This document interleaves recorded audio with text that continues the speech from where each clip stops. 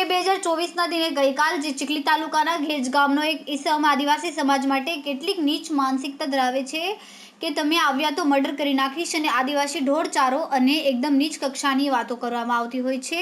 એ બાબતે આજરોજ આદિવાસી સમાજના હિતેચ્છુઓ સાથે મોટી સંખ્યામાં ખેરગામ પોલીસ સ્ટેશન ખાતે એટ્રોસિટી એક્ટ હેઠળ કાર્યવાહી કરવા બાબતે ફરિયાદ કરવામાં આવી। ખેરગામ પીએસઆઈ શ્રી એ તાત્કાલિક ધરપકડ કરીને કાર્યવાહી કરાશેની વાત કરીને અને જો આ આદિવાસી વિરોધી માનસિકતા ધરાવનાર ઇસમ પર કાર્યવાહી નહીં કરવામાં આવે તો આવનાર દિવસોમાં આખો આદિવાસી સમાજ ખેરગામ પોલીસ સ્ટેશન ખાતે ભેગા થયા છે।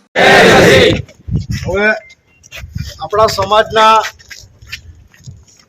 આપણા સન્માન્ય રમેશભાઈ રૂડીગામ સભાના અધ્યક્ષ એમની સાથે કાલે વાત થઈ। રાકેશભાઈએ બી ઓડિયો મૂકેલું, રમેશભાઈએ બી મૂકેલું, ત્યારબાદ ચર્ચા થઈ અને જે ઓડિયો સાંભળ્યું ને તો એટલું ખરેખર દિલમાં દુઃખ લાગ્યું કે આપણો સમાજ આપણે કોઈને ગાળ નથી આપતા તો એ લોકો આપણને કયા અધિકારથી ગાળ આપે છે। એટલે એવા લુખ્ખાને આ જાહેર મંચ પરથી કેમ શું તારામાં તાકાત હોય ને તો 11 તારીખે આવજે, અમે બધા 11 તારીખે ત્યાં ક્રિકેટ રમવા આવવાના છે। સાથે આજે આપણે ન્યાય માંગવા માટે ખેરગામ પોલીસ સ્ટેશન પાસે આવ્યા છે। મારે તો વહીવટી તંત્રને પણ એક જ વિનંતી, એમ પણ ખેરગામ તાલુકાનું વહીવટી તંત્ર કાયમ ખોટા ગુના દાખલ કરવા માટે ટેવાયેલું છે। અમારા પર 4 ખોટા ગુના દાખલ કરેલા છે, એના અમે પુરાવા છે। અમે તો આ સાચો ગુનો દાખલ કરવા માટે આવ્યા છે। એટલે આના પર એટ્રોસિટી એક્ટ હેઠળ કાર્યવાહી ન કરવામાં આવી તો 11 તારીખે આખા ઉમરગામથી અંબાજી સુધીનો આદિવાસી સમાજ ખેરગામ પોલીસ સ્ટેશન ખાતે ભેગો થશે। આપણને એવું કહેવામાં આવે છે કે ઢોળિયા તમે એમ કે ગાય જ ચારો, ભાઈ તારા બાપ પાસે ભીખ નથી માંગતા।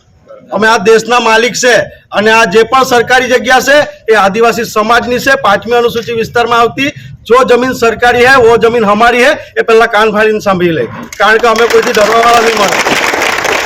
અને પેલો તારામાં એટલી તાકાત હોય ને તો 11 તારીખે આવજે, તને આદિવાસી કોણ છે ને પાઘડીવાળા કોણ છે તે ખબર પાડીશું। એ બોલે છે ને કે તમારા માથા ફાડી નાખું, પણ અમે માથા ફાડવાવાળા નથી।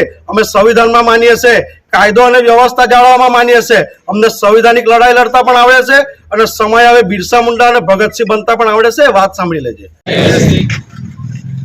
આજ રોજ ગઈકાલે જે ઘેજ ગામે આપણા આદિવાસી સમાજના કાર્યકર અને જે સતત રાત દિવસ આદિવાસી સમાજનું કામ કરે એવા ભાઈ શ્રી રાકેશભાઈને એક બિન આદિવાસી સમાજ એટલે કે કોરી પટેલના વ્યક્તિએ ફોન પર ધાકધમકી આપી। એ ફક્ત રાકેશભાઈને નહોતી આપી, એ આખા આદિવાસી સમાજને ધમકી આપી છે। તે છેલ્લે એવું પણ બોલે છે કે આદિવાસી યુવાનો ક્રિકેટ રમવા આવશે તો બધાને અમે મર્ડર કરી નાખશું। એટલે આજે આપણે ભારત દેશના બંધારણમાં માનનારા લોકો છે, ન્યાયતંત્ર પર ભરોસો રાખનારા લોકો છે, એટલા માટે આ ખેરગામ પોલીસ સ્ટેશનમાં પીએસઆઈને રજૂઆત કરવા આવ્યા। એમને આપણે રજૂઆત કરી છે કે આ કૃત્ય કોઈ પણ સંજોગોમાં સાંખી લેવાય એવું નથી, કારણ કે કોઈ વ્યક્તિગત ઉપર આરોપો નથી મૂક્યા। એમણે સમગ્ર આદિવાસી સમાજને ટીકા ટિપ્પણી કરી છે, આદિવાસી સમાજને નીચા દેખાડવાનું કામ કરે છે। પણ એ ભાઈને ખબર નથી કે 1989 એટ્રોસિટી એક્ટ મુજબ એમની ઉપર કાર્યવાહી કરવાની થાય છે।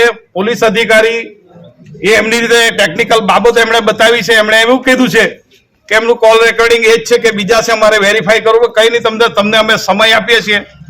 પણ યાદ રાખજો, જો તમે આ ગુનેગારને બચાવવાના પ્રયત્ન કરશો તો નિયમ 4 હેઠળ આ અધિકારીને પણ આપણે કોર્ટમાં લઈ જશું।